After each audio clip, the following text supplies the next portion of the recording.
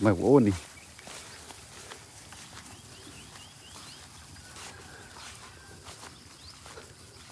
đây cho xì xoài này nhé.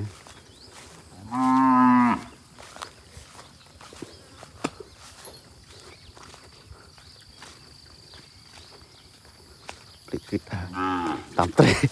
kìm môi chlong tự bọc đây cho chlong tự đấy đây chlong tự đấy bảo vé ôi xì xoài tách ăn đi ha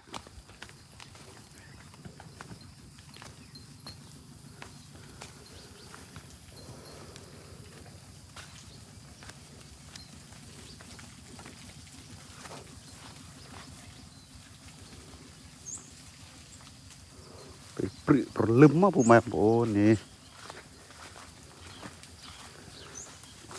đánh cho về một xí xoài rồi xoài cái miếng gì ở xí cái lạnh rồi xoài chua và tự tưng á đi tự tưng nào bỏ vậy vậy này